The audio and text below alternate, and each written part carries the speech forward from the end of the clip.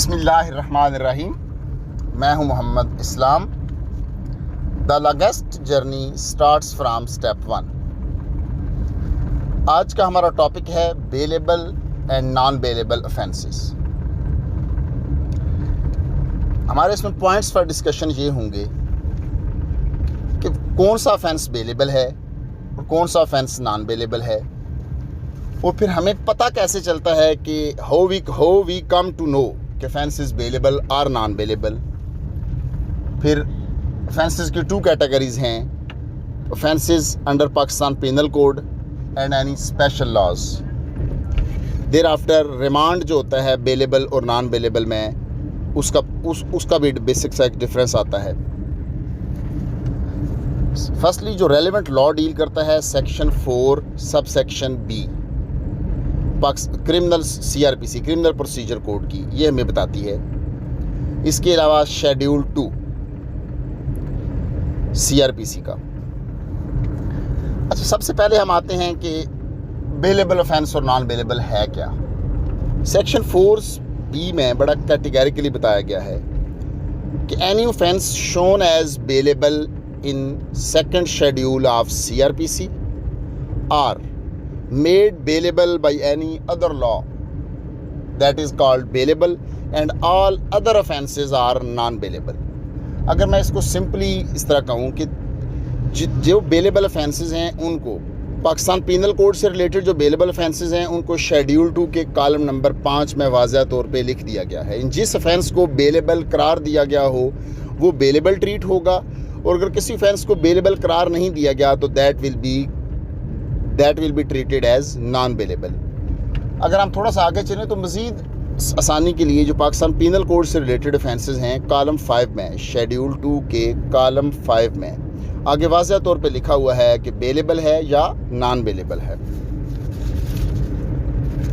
अब हम आगे से चलते हैं कि जब बात आएगी पाकिस्तान पीनल कोड की, तो यहाँ पे थोड़ा सा मज़ीद क्लैरिफाई कर दें कि पाकिस्तान पीनल कोड्स के रिलेटेड कोई ऑफेंस क्या बेलेबल है या नॉन बेलेबल है। हमने स्ट्रेट अवे जाना है CRPC के शेड्यूल 2 के कॉलम नंबर 5 को देखना है। अब ये पाकिस्तान पीनल कोड की हद तक तो जो है बिल्कुल क्लैरिटी है। अब आ गया जहाँ पे कन्फ्यूजन आती है कि जो अदर लॉज हैं, अदर लॉज से मुराद ये जैसे एम्पलीफायर एक्ट है, बैंकिंग लॉज हैं, एंटी टेररिज्म है, नारकोटिक्स हैं, इन जितने तमाम अदर लॉज हैं उनके बारे में हम कैसे इस बारे में डिटरमिन करेंगे कि वेदर ऑफेंस इज़ बेलेबल और नॉन बेलेबल। और यहाँ पे मज़ीद आगे डिस्कस करने से पहले एक बात बड़ी ज़रूरी समझता हूँ कि जब भी किसी हम स्पेशल लॉ की बात करेंगे, अगर स्पेशल लॉ में प्रोवाइड कर दिया गया है कि ऑफेंस बेलेबल है तो then that will prevail, that will be treated as bailable. या अगर नॉन बेलेबल भी बता दिया गया है तो दैट विल प्रीवेल। अब अगर स्पेशल लॉ है साइलेंट तो फिर हमने क्या करना है। इस हवाले से भी situation is very much clear. Then हमने स्ट्रेट फॉरवर्ड चले जाना है CRPC के शेड्यूल के एंड पे, जहाँ पे एंड पे नोट दिया गया है ऑफेंस अगेंस्ट अदर लॉज।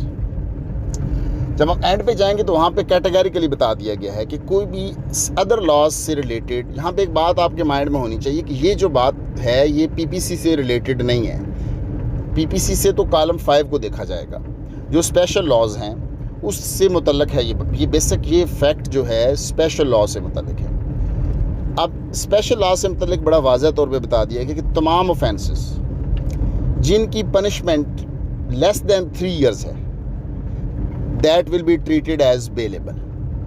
यानी किसी जुर्म की सज़ा अगर 3 साल से कम है तो that will be treated as bailable.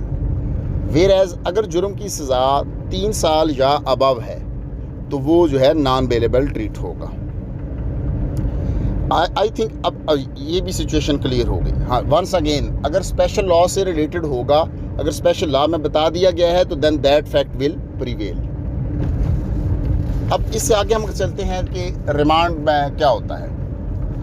देखिए जी, जब भी कोई मुलज़म किसी भी ऑफेंस में अरेस्ट हुआ और अगर वो ऑफेंस है bailable, then the situation will be different. There is no concept of physical और judicial remand in bailable offences. पहले तो बात यह है कि बेलेबल ऑफेंसेस में पुलिस को फिजिकल रिमांड की रिक्वेस्ट ही नहीं करनी चाहिए। अगर कर भी दी है तो चाहे फिजिकल रिमांड की रिक्वेस्ट है या जुडिशल रिमांड की रिक्वेस्ट है, जो ही कंसर्न मैजिस्ट्रेट साहब के पास रिक्वेस्ट जाएगी तो बेलेबल ऑफेंसेस में, क्योंकि bail as a matter of right है, किसी भी शख्स को एक दिन के लिए भी, एक सेकंड के लिए भी जेल में ही भेजा जा सकता, इसलिए पर्चा रिमांड के ऊपर ही उसकी बेल का ऑर्डर किया जाता है कि जी ऑफेंस बेलेबल है, लिहाजा अगर वो इतने हज़ार का 50,000 का बेल बॉन्ड सबमिट करता है तो ही बी रिलीज्ड।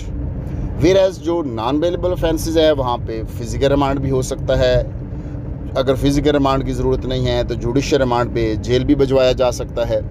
अब आपके माइंड में ये क्वेश्चन आ सकता है कि जो